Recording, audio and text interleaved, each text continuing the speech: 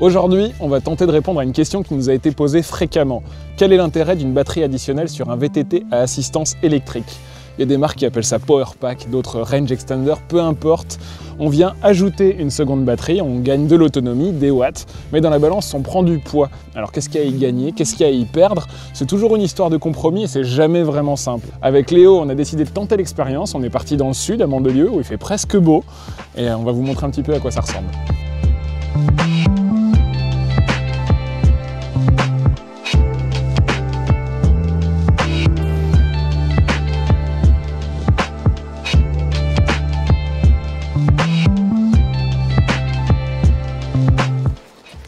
C'est iBike qui s'est porté volontaire pour participer à cette expérience. Ils ont des vélos qui leur permettent d'installer une seconde batterie. On s'est d'ailleurs intéressé à la gamme All Mountain en particulier, de la marque allemande. Et il faut en distinguer deux types dans cette gamme All Mountain, deux types de vélos assistance électrique. Il y a les All Mountain qui sont en carbone et équipés de moteurs Yamaha comme celui-ci. On a testé le modèle numéro 7 et qui est en test sur Vojo. Je vous invite à aller le voir. Et là, on a le modèle SE qui est très haut de gamme. Mais on va le laisser de côté un instant parce qu'on va se concentrer sur le modèle qui est équipé de moteur Bosch, qui est celui que Léo a entre les mains. Ils ont tous les deux ce qui s'appelle le Multi-Ride System. C'est une interface sur laquelle on va pouvoir connecter une batterie supplémentaire Bosch. La batterie additionnelle, elle peut aller de 300 à 500 Wh. En les additionnant aux 625 Wh de la batterie intégrée, on arrive à une capacité totale de 1125 Wh. Je crois que Léo, tu peux nous en dire un tout petit peu plus sur ce vélo. Donc comme tu l'as dit, il est en aluminium, il a un moteur Bosch Performance CX. C'est un vélo qui se veut polyvalent, c'est aussi pour ça qu'on peut lui augmenter justement son autonomie. Côté des battements, il a 160 mm devant et derrière. Une petite particularité qu'on retrouve sur tous les All Mountain, il a une roue avant en 29 pouces et une roue arrière en 27,5. Ok, et ça coûte combien et ça pèse combien cette affaire? Alors ce modèle précisément coûte 5 799 € et il pèse 23,8 kg en taille M. Et tu m'arrêtes si je me trompe, mais ton ordinateur de bord n'est pas celui qui est installé d'origine sur les vélos. Exactement, ici on a une Bosch Nion de dernière génération, alors que d'habitude c'est la Purion qu'on retrouve, le petit écran qu'on connaît bien sur le côté du centre. Ouais. C'est le technicien iBike qui nous a monté le Nion simplement pour ce comparatif. En fait, ça nous permet d'avoir beaucoup plus d'informations sur l'autonomie de la batterie, la distance parcourue, l'altitude, ce genre de choses. Ok, et la trace si on a envie. Et la trace si on a envie. Et donc Léo, si on passe aux choses sérieuses, comment est-ce que ça va se passer notre expérience? Dans un premier temps, je vais simplement partir avec le vélo en configuration d'origine, simplement la batterie 625 Wh intégrée. Pour le découvrir? Exactement, pour le découvrir, me familiariser un petit peu avec ses réactions et ensuite pousser la batterie intégrée dans ses retranchements. Ouais, donc d'abord tu vois comment le vélo va consommer son énergie sans deuxième batterie et ensuite tu vois comment ça évolue. Exactement.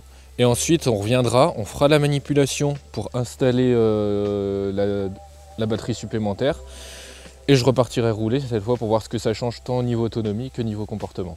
Très bien, on va voir ce qu'on y gagne, ce qu'on y perd. Je vais te laisser aller rouler et faire ta première boucle et on fera un premier petit check avant un bilan final.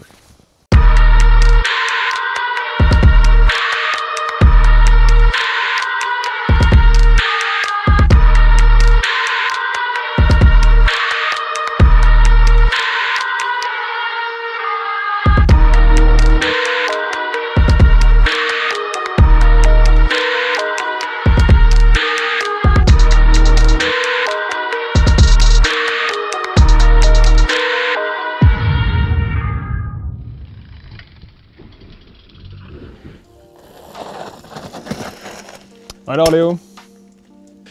Je te confirme, c'est un vélo très facile à prendre en main. Je me suis bien amusé ce matin à son guidon. Tu peux le comparer un petit peu au All Mountain 7 en carbone et avec le moteur Yamaha qu'on a testé? Par rapport au All Mountain 7, il est beaucoup plus facile à prendre en main, justement, il est plus tolérant, il pardonne plus et il est moins exigeant de manière générale, on va dire.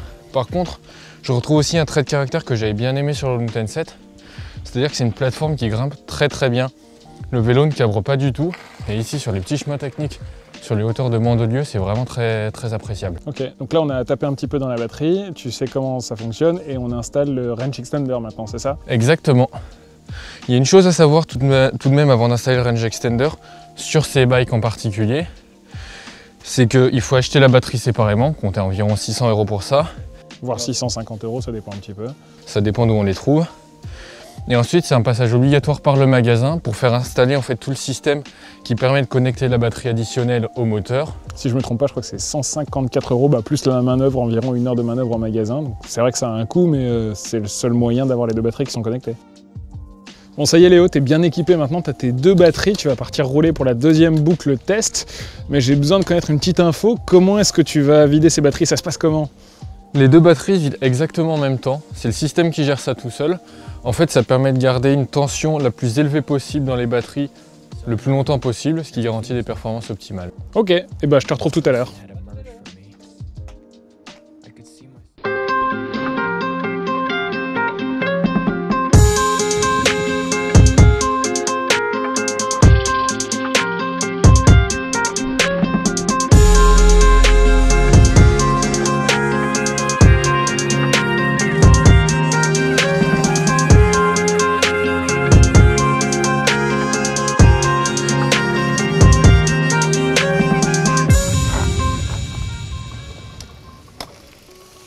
Ça y est, c'est bon? Tout bon. Presque fatigué? À peine. Allez, point par point, si on commence par l'autonomie, qu'est-ce que tu me racontes? Déjà que je l'ai pas joué économe, j'ai roulé en mode IMTB tout du long. Comme un bourrin. Comme un bourrin. En même temps, ça se prête bien ici au terrain, c'est vraiment bien adapté. Et là, donc j'ai roulé sur les mêmes traces que ce matin. Je viens de faire 25 km et 1100 mètres de dénivelé en un tout petit peu plus d'1 heure et demie. Bon, évidemment, ces chiffres, ça dépend de la personne, enfin de son poids, de la façon d'utiliser le moteur. Du terrain, ça dépend de plein de choses, c'est assez personnel, mais on a quelques petites idées, quoi.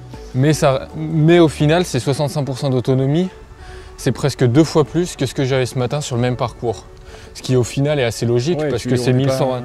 On n'invente rien, quoi. Tu as plus d'autonomie, tu as plus de batterie, tu peux en faire plus. Et 1125 Wh, c'est 1,8 fois plus que 625 Wh avec la batterie, simplement la batterie interne. Et on retrouve à peu près le même rapport ici. Oui, donc de ce côté-là, on nous a pas menti, c'est sans trop de surprise, mais c'est bien qu'on ait pu le vérifier. Et par contre, au niveau du comportement, qu'est-ce que tu as ressenti? Eh ben, on ressent des choses déjà, et il y a des bons et des mauvais côtés. Ça a été intéressant? C'est très intéressant, mais il y a déjà une chose importante à noter, c'est qu'au final, entre le poids de la batterie, donc 2,6 kg plus tous les accessoires, ça fait presque 3 kg de plus sur le vélo, 10 à 15% du poids, au final du poids total de la machine. Ça veut dire qu'il faut ajuster ses réglages de suspension. Donc tu refais ton sac parce que exactement, j'ai refait mon sac. J'ai refait mon sac et je joue un petit peu sur la compression parce que forcément 10 à 15% ça compte et les suspensions ne s'enfoncent pas de la même façon. Ok, donc quand c'est statique, on va le sentir déjà. Et une fois que tu es en action, qu'est-ce que tu as ressenti? Il y a des bons et des mauvais côtés. Les bons côtés, c'est que ce poids supplémentaire, ça permet de coller le vélo au sol, d'asseoir la suspension en fait, dans les parties rapides et défoncées, dans les réceptions aussi. Ouais. Exactement. C'est particulièrement appréciable, en fait, ça apporte un côté très sain au vélo. En revanche, là où c'est beaucoup moins appréciable, c'est que on a un poids supplémentaire, donc, et ce poids est placé plus haut, donc ça remonte le centre de gravité du vélo, ce qui vient poser problème lorsqu'on a des transferts de masse, en fait, dans la pente, dans les dévers, dans les montées techniques. En fait, il faut être beaucoup plus précis sur son vélo parce qu'on a beaucoup plus vite fait de se faire emporter si on fait une petite erreur, un petit placement un petit peu hasardeux. Bon alors Léo, finalement, en conclusion, vraie ou fausse bonne idée ces doubles batteries? Il n'y a pas de réponse simple en fait. Je dirais que ça dépend beaucoup de l'objectif du jour. Si l'idée c'est d'aller faire de grosses sorties, de rouler longtemps sans chercher à aller vite à tout prix, là c'est quelque chose de vraiment intéressant. Ouais, pour de la balade, des choses comme ça. Par exemple. En revanche, si l'objectif c'est plutôt d'aller chercher la performance pure ou le plaisir de pilotage, là j'opterais plutôt pour un changement pur et simple de la batterie intégrée. Forcément ça demande de la logistique, mais par contre au moins tu es sûr que le comportement du vélo ne changera pas. Ouais, et la troisième option qui est celle d'un sac à dos dans lequel on viendrait glisser et sécuriser une batterie, t'en penses quoi? Ça fait quand même 2,6 kg de plus à se trimballer sur le dos et même avec un sac à dos adapté, c'est pas le plus agréable. Tu peux le faire, mais c'est pas quelque chose que je conseille. Ouais, donc après ça c'est encore une question de goût et de pratique. Et voilà, il faut vraiment savoir ce qu'on a envie de faire. Je pense qu'on a pas mal d'éléments de réponse. J'espère que ça vous aura plu, que la vidéo vous aura plu. Elle sera complétée sur votejamac.com d'un article et d'un portfolio avec pas mal de détails. On vous invite à nous y retrouver, on vous invite à vous abonner sur YouTube, sur les différents réseaux sociaux où on se trouve, et on vous dit à bientôt.